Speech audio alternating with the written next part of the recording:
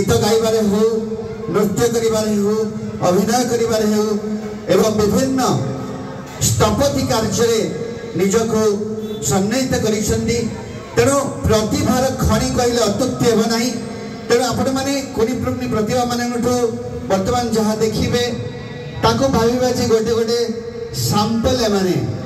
तेणु आम अंचल जो वयोज्येष्ठ व्यक्ति माने जो प्रकार मार्गदर्शन रही तेणु समस्त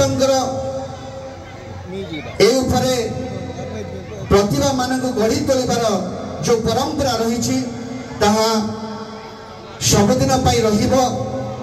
कारण ए अंचल आम गाँव केन्द्र जो पीठ आमे आदि 4 दिन पंचुक रास यात्रा पालन करी आसे श्री श्री दधिवामन जीवर पीठरे आमे जो मंच रे वर्तमान परिवेशन करुचु ए मंचर शक्ति अच्छी ए मंचर स्वतंत्रता अच्छी। तेणु से आमे कोनी कोनी प्रतिभा मान को नहीं भी एमती सांस्कृतिक कार्यक्रम करवा दीर्घ दिन व्यापी चलो।